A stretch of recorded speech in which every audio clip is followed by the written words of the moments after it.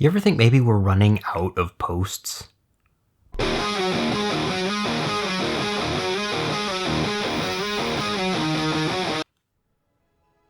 Oh, combo breaker.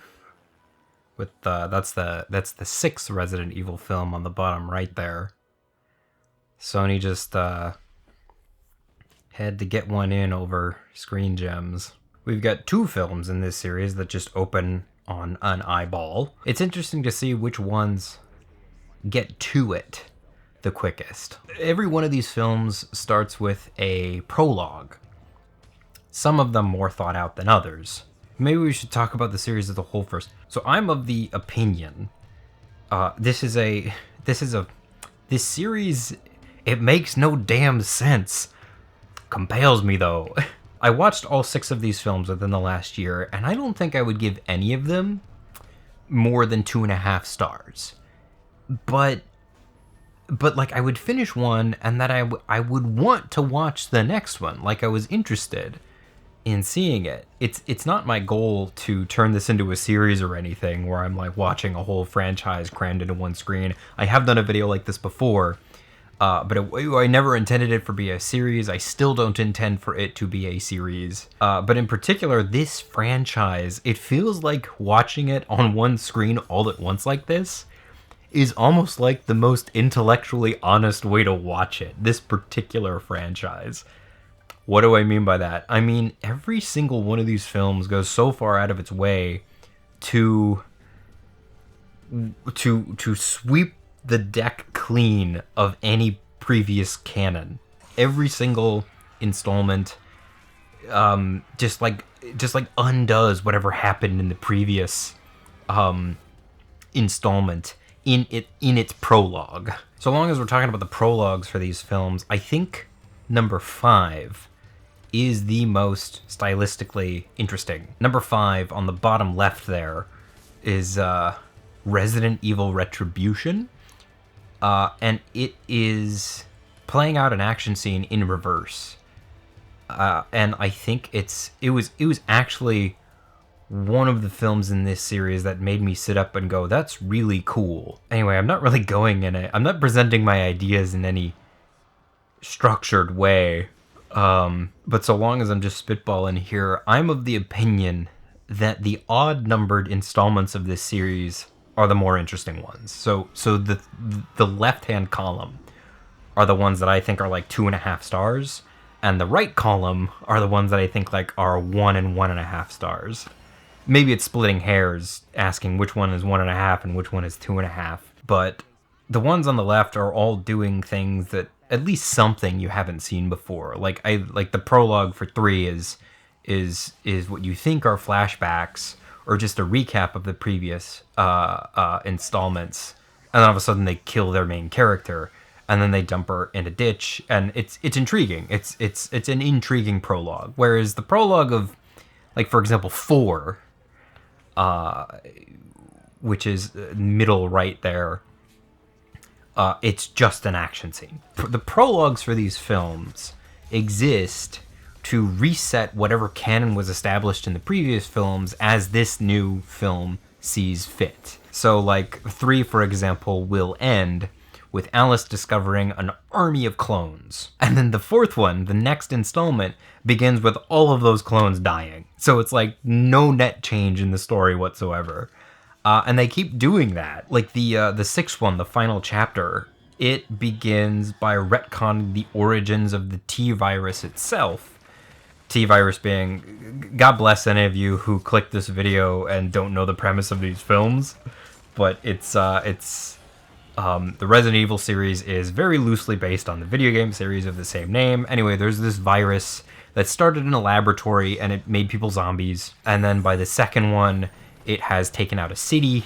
And by the 3rd one, it's taken out most of the United States. And by the 4th one, we're reduced to just like people in bunkers, basically, is all that's left. And then the 5th one ends with this idea that the government is being rebuilt, and they're going to make a final stand against the zombies. And then again, the 6th one opens by undoing all of that and like, no, it's still just post-apocalyptic. The only people left are are in bunkers, and that's why the idea for this series, this cramming all these films into one screen, why it came back to me while I was watching these 6 films. I was like, it doesn't matter what order you watch them in. Not when they're trying to obliterate and erase their own canon like this so consistently. When I watch these movies, they feel like feature-length adaptations of Resident Evil trailers.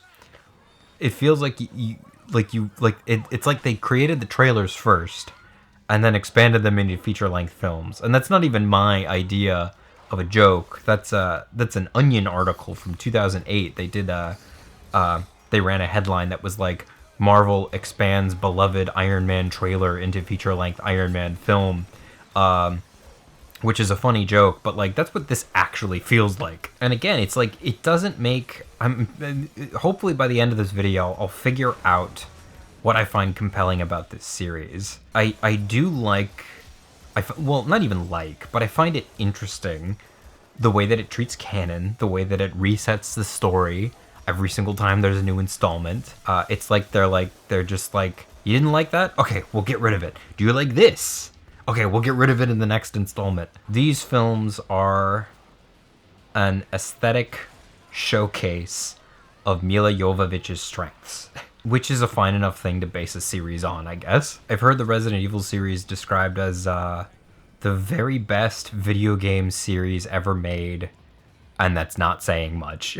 They sort of play lip service in the later installments as to being based on a pre-existing video game series, but by the time they get to 5, famous main characters from the video game series are literally just like speed running through the film just to make an appearance.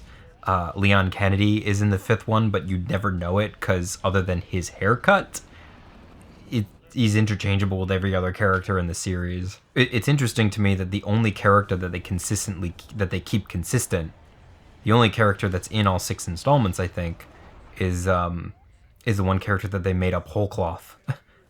Alice is not in the games, and you used to think that was really that was a really stupid way to adapt a video game series. But as time goes on, I think it's a fine enough idea. When it comes to distinguishing different installments of this series, it like they all like there's always like some sort of desolate wasteland outside and a high-tech facility that they have to break into.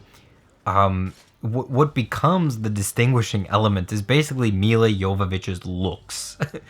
They do give her a distinct look in each film, and I think that's one of the easiest ways to keep track of which one you're watching.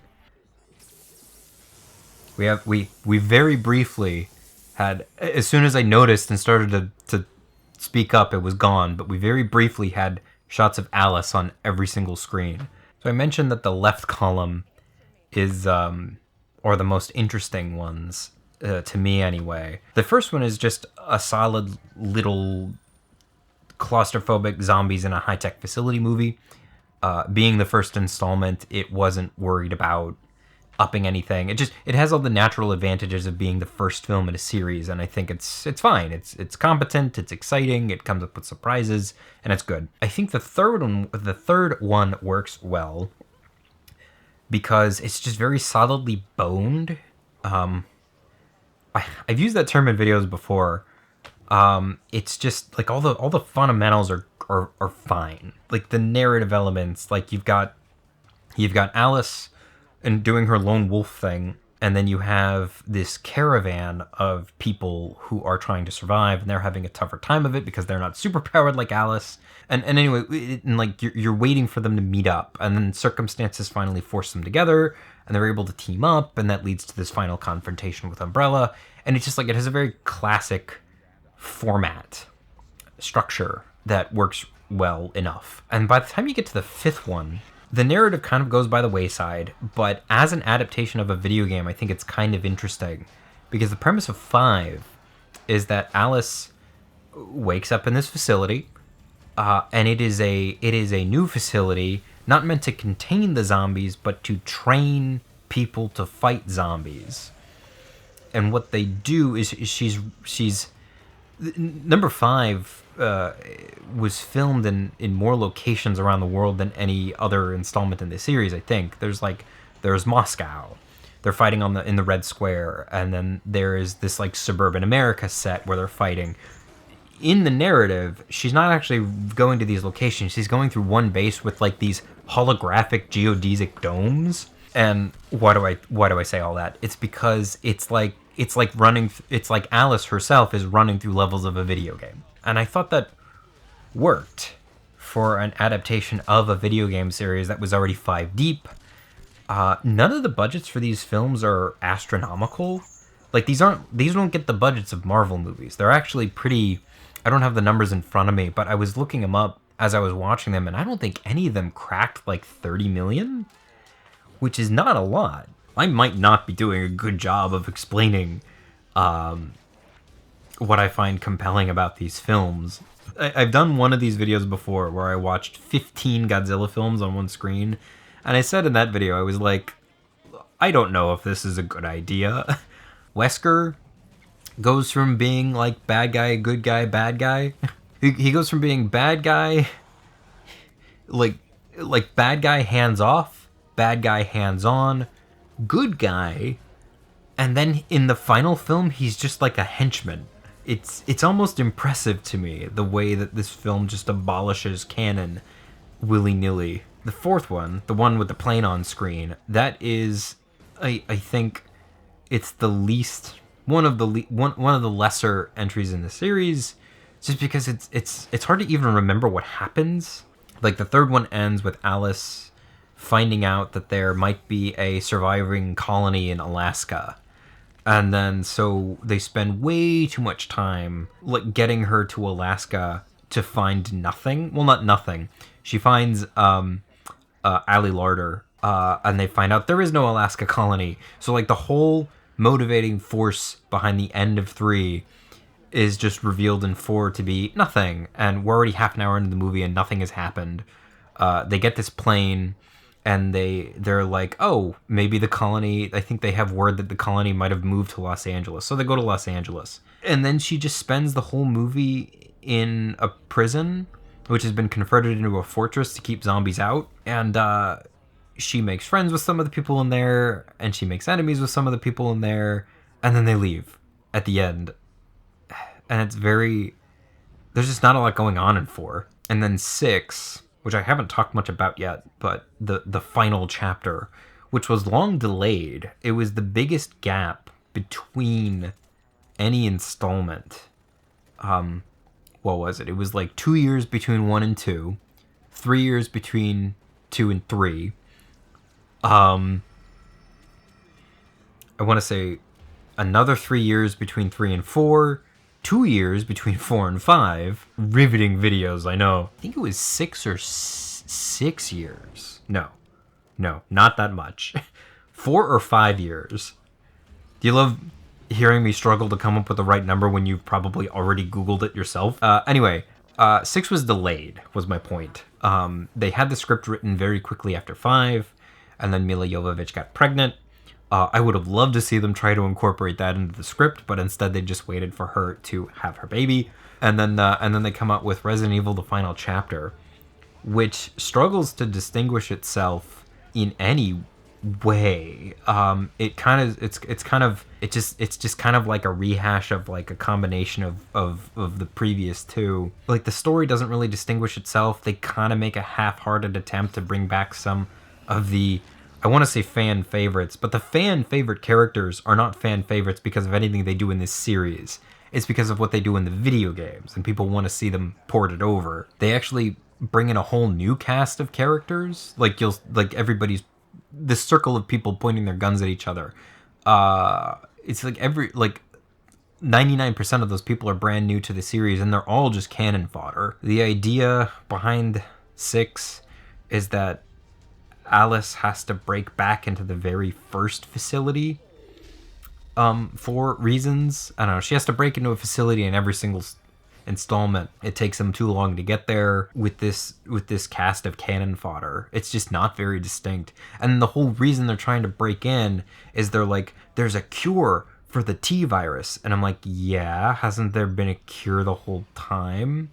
Why wasn't every installment about finding the cure for the T virus? One other thing I like about 5 so much is that it goes back to this very squeaky clean aesthetic that we hadn't seen since the first one. It's like, I know it's a low bar to clear, but I don't know, just like the fact that 5 installments in, they came up with a new aesthetic was like, okay. The other thing that these films have going for them is none of them overstay their welcome. They're all pretty short. Probably worth mentioning, I know I'd be interested, how do I manage to get this uploaded to YouTube?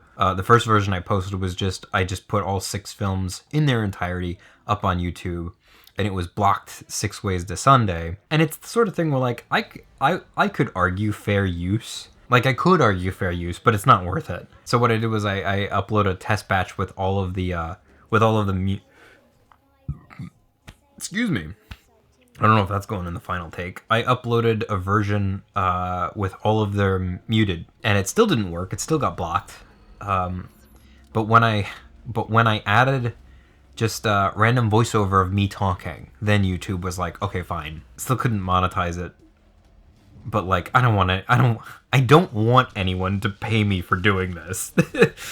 This is just a goofy little science project I'm doing. I will say, in order to watch all 6 of these films individually over the past year, I was working out during all 6 of them. 5 is also the first film in the series, like better late than never, but 5 was the first film in the series where I actually sat up and took notice of the score. I'm blanking on who composed it, but it was the first in the series where I was like, oh, this score is good. I like this score. It's interesting. And you know, say what you will about these films, like even if they don't work on their own, I think each one of them presents some idea in the next installment where they tried something different, if that makes sense. And there's a value to that. These films are not worthless. In the third one, Alice is psychic. The third one is like the only installment in the series that actually attempts to respect canon established in the previous installment. Because the second one ends with this weird twist where Alice is kinda psychic. She can like kill people with her brain. And then the third one, she still has that power, and it has you're not gonna believe this, it has repercussions on the plot. She can move stuff around with her mind. She saves the group from the killer crows, but Umbrella can figure out her location. She's in hiding from Umbrella, and so when she uses her powers, they're like able to like monitor her brainwave or some gobbledygook like that. But the point is, when she uses her powers, she reveals her position to Umbrella. And they do things with that in the plot.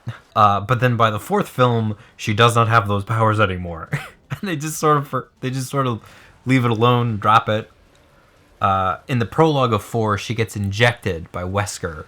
And I guess that takes away her psychic powers. Although she is still super powered. I don't know. What even counts as a superpower in modern action films? Like John Wick might as well be super powered, even though they don't characterize him as a mutant or anything. They just say that he's highly trained. I was bashing 6 before, but this sequence where they hole up in a skyscraper and then it's under siege by all these zombies, and they sort of like they mount this like medieval defense is a pretty cool sequence. If they say if you don't have anything nice to say, don't say anything at all. Resident Evil: The Final Chapter has a fun mid-film siege sequence. If you're watching any screen right now, I direct you to the bottom right. I just want you to pay attention to how many cuts per second when Alice is fighting on camera. As the series progressed, I noticed that the number of cuts per second in fight scenes got ridiculous. Like, there are so many cuts per second. It honestly baffled me as to how I was able to keep track that like, look at this. Watch, just like 1, 2, 3, 4, 5, 6, 7. It's like 3 or 4 cuts per punch. And I was left asking myself, like, how do I even know? Because you can still tell that somebody's throwing an elbow at somebody's face. They've countered. Look at that. And I was left kind of speechless afterwards. I was like, how can I tell what's going on? And it's not like I've examined it frame by frame or anything, but I think the gist is that it looks like they're just jamming shots together to create the sequence, but I think they're actually a lot more careful about it with their editing. I think you have to match movement. If Mila Jovovich's face is in one section of the frame about to be hit, and then you're going to cut to the counter shot where she catches it, you gotta keep her face, and then you gotta keep the focal points of either shot in the same spot. Otherwise, the eye doesn't want to bounce around the screen that quickly. With that many cuts per second, there's no way it'd be able to keep up. I think it's a weird stylistic choice to have that many cuts. I'm like, you could just not cut 7 different shots in 2 seconds, but if that's the aesthetic you're going for, then that's how you'd want to edit it together. And if anything comes through in my discussion of these films, it's that even things I don't like, I think it's clear that these movies are not made by crappy filmmakers. That's the thing I want to make clear. And even if I personally think that like what they try in any given installment is silly or stupid or doesn't work, I think they know exactly what they are, which goes a long way for me, and I don't think they're trying to waste anyone's time. And there's value in that. There's value in them existing, and there's value in people discussing them. I have to drink a lot whenever I'm speaking, otherwise my voice goes within an hour. So I've got a coffee and a prebiotic soda here. What I'm trying to say is I've had to pee for like 30 minutes.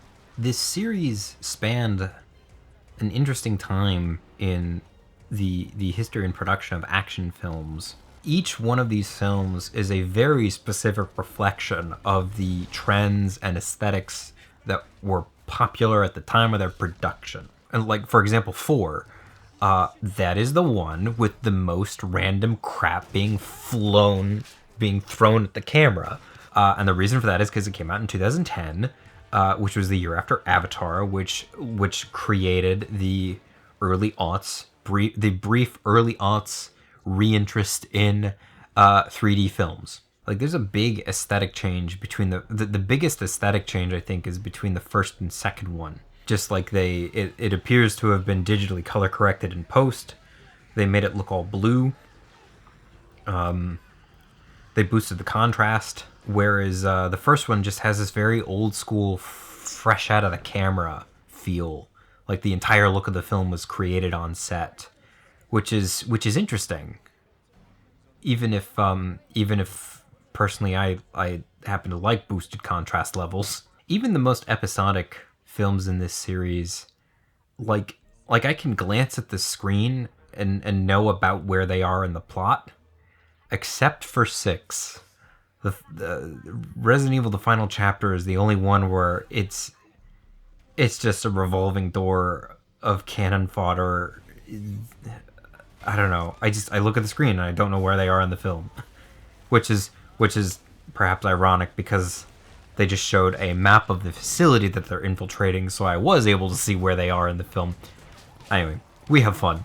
In hindsight, I think it's weird that this series gave up on the idea of there being a world or a society to save so quickly. Like, Raccoon City is going down in 2, but it's just that one city that's under threat. And then, spoiler alert, a nuke goes off at the end, which destroys that one city, but presumably contains the threat. And then in the opening of 3, they're like, oh no, it didn't contain it, and the world is society's crumbled already. So it's like we never really saw the collapse of society. I don't know. In hindsight, I'm surprised that they just got rid of society so quickly in the series. So we have 2 similar stunts taking place in... Well, one is taking place in 4, where she's jumping off a building with this line attached to her. And a similar stunt that's about to go down in 2, where she likewise jumps off a building attached to a cable. There she is getting ready. And it's so much more effective in 2. And I suspect it's because they actually did it. Like, look at that. Like, it's... Like, they've been using digital stuntmen and green screens for so long in the industry that it's actually, like, you forget they used to do this stuff. And I know that stunt people still do work, but it's covered by all this digital gunk. Like I remember reading for Avengers, they would have stunt performers perform the stunts, and then they would literally just paint them over with CGI models in post. And I was like, why would you call on somebody with the skills of a stunt performer and then just erase their work like that? Anyway, the point is, like, that's the stuff that hasn't aged a day. That's the stuff that actually looks better and better with time, is when you actually had somebody running down the side of a building and they attempt to do it in 4, very similar stunt where she jumps off the building, but it's all green screen. And I don't think it's compelling in the slightest. 2 is one of my least favorite installments as a standalone film, but one of the things that I think it does better than the others is the stunt work. I forgot 5 also has this sequence where bottom left corner, Alice has discovered an army of Alice clones, and it's like, that's already how 3 ended. Why should we care? 5 is, I think, interesting. It took me a long time to settle on, like, a score, like a star rating to give 5, like, on Letterboxd, because, like, narratively, I think it has the least going on of any installment, but aesthetically, I think it tries a couple of interesting things. And, like, how do you assign that a star rating? My rule on Letterboxd is, like, if you spend more than 30 seconds deciding on a star rating, you're overthinking it. Yeah, like 5, like, you see a tidal wave going through, I don't know if that was Times Square or if that was in Tokyo, but you see these tidal waves wiping out all these landmarks, and narratively it means nothing, because the film does not take place in these cities, it takes place in these holographic geodesic domes. But aesthetically it's new. It's worth mentioning, like, how do I put this? Given that the aesthetics are often different and the plots never transfer from film to film, there's something about the scripts playing to Milla Jovovich's strengths that made the series as successful as it is. I don't have, like, a unified theory of Milla Jovovich's appeal within this series. I just know that she is she's good at selling what they give her in this series, which is not a lot. I think especially by the 3rd installment, really, I think they had it down by 2. They were really writing these scripts just to play to her talents. I think she's very good at communicating a sincerity.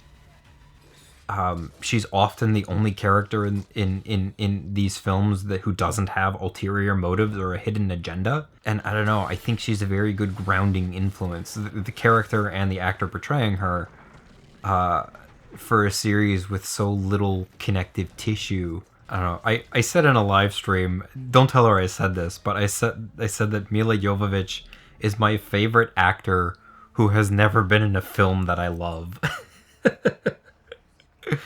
Each one of the films also has this, like, calm, I think we're in the middle in every installment, this calm moment, this calm transitionary scene before the final all hell breaks loose moment, which is interesting that it, like, as far as I can tell, it kind of lined up where, like, they're low on reserves, but they're getting ready for the final push for whatever they're going for. And these films, they're all about the same length, but they're not identical in length. And I think it's interesting that they all kind of lined up there. And again, some people would say that that's terrible because they're also formulaic.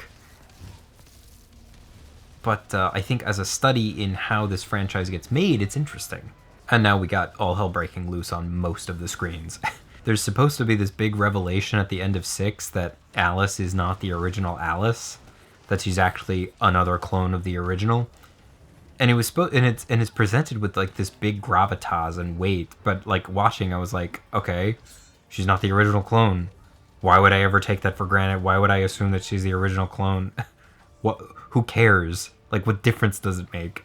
6, they build it as, like, the end of an era, but they spent so much time retconning and restarting conflicts that we'd already seen play out in the rest of the series. I was just confused. I was like, why are we rehashing all this old stuff? I don't know. 4 and 5 had the fewest changes to Alice's look, and then 6 was just 4 and 5 combined in like the most boring way possible. I didn't realize how important Alice's looks were to my enjoyment of this series until they didn't bother changing it, and then I was like, wow, this is actually a lot less compelling. Yeah, it's almost quaint when 2 ends. It's almost quaint now, looking back on the series, when 2 ends with this idea that Umbrella is trying to keep the zombie outbreak under wraps, because society collapses between films. Between 2 and 3, society's gone. So whatever attempt they were doing to keep the story suppressed, it didn't matter. We have Clone Alice in a little Back to Tank in 2 different installments here. 1, 2, and 3 did the most, like, callbacks to each other. Like, 3 goes so far as to open as if it was the opening of 1, and then it ends as if it's the end of 2, if that makes sense. But by the time you get to 4, they're not calling back to anything consciously, I don't think. I don't think there are any conscious callbacks so much as they're just working with the same elements over and over again. I think the only time they do something interesting with the concept of cloning in this film is at the end of 3. There's this poignant moment when Alice saves her clone, her one clone. And I think it's poignant, and I think it works in a way that never works again at any other point in the series. I think cloning is just an excuse to bring back old actors that they had already killed off, except in this one moment in 3. As we're nearing the end of this video, I'm thinking to myself, I'm like, once this is over, do I want to watch any of them? And like, I kinda do. It's hard to sum up my feelings. I've been trying to sum up my feelings for over an hour, but it's like you like pieces from each, and you wish there was like maybe one wishes there was one movie that got it all right. But I think 1, 3, and 5 are the ones that into the future, like if I ever sit down and I'm like, I could really go for a Resident Evil film, I think it's gonna keep being 1, 3, and 5. At the end of 2, in the top right hand corner there, Alice is like making a security guard's nose and eyes bleed through a computer screen, which is not foreshadowed before it happens. She just has this ability, and then they keep it around in 3 and actually try to respect the canon that's established there. But then by 4, they change creative teams, and each installment is back to wiping away as much canon as they like between installments, and the superpowers are gone. So 5 is the, I guess, the 5 and 2 are winding down really fast, but I think this is the final shot of 5, where again they're hinting at this big giant battle where like somebody's trying to rebuild the government and there's going to be this big giant battle between the military, the remnants of the U.S. military, and all the zombies in the world. And then the movie ends with that tease, and then the 6th film opens with that battle having already taken place. It's like so anticlimactic, I'm kind of impressed.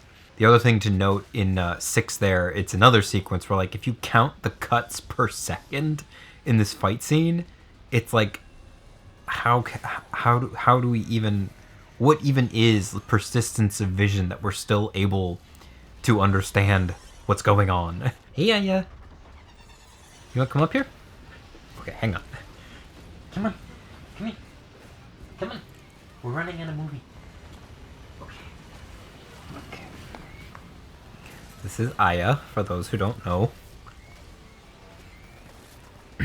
I guess she's not a fan of 5 because she waited for it to end. It's one of those series that I do think there's some interesting things, and I think its failures are interesting. And that is then worth talking about. Again, cuts per second. It's just incredible. I'm not even sure it's communicated through like on-screen continuity. I think it's like communicated more through sound effects. I forget that these movies are R. Like they feel PG-13 coded. Like I don't even know if they swear. So the first and last installments are the longest. I don't know if that's significant. That's also a really great final shot of the first film in like the not pre-digital, because I know that shot is a composite of a lot of different elements plus CGI, so it's not like it's a non-digital shot, but like they had to put something in front of the camera. Like it couldn't all just be CGI like it would very quickly after 2002. So 6 ends with her like dropping this T-virus viral on the floor, and it like instantly kills all the zombies. It feels very forced. I remember distinctly not feeling the relief that she feels. It's like, at this point, what did you even save? Society has been gone for 4 films. But anyway, so long as we're curing the world of zombies, I figured I might as well take this opportunity to advocate for getting your COVID booster, which I got yesterday. And I got the Novavax, which was free through my insurance. And the last couple times I've gotten 4 COVID vaccinations before yesterday, and they all like waylaid me the next day. I like had like like the day after you get the COVID vaccine, you feel like you have the flu for 24 hours. This one's fine. It's not even that sore. So anyway, it's as important a thing as I could say in a video this silly is I encourage you all to get boosted, get your flu shot. They do this thing at the end of 6 where like the real Alice, the original Alice, gives her early childhood memories to this clone Alice. And it's like, I think it falls really flat. I think it meant a lot to the filmmakers because I read that they used actual footage of Milla Jovovich's daughter as young Alice, which like, ultimately this series has been just like a wife guy writing scripts that play to his hot wife's strengths, which is great. As great a reason to create 6 films as any. And so you might as well make it a whole family affair by bringing your kids into the franchise at the end. And I hope they all go on to bigger and better things from here. So anyway, thanks for watching. And I probably won't ever do this again. Until I do.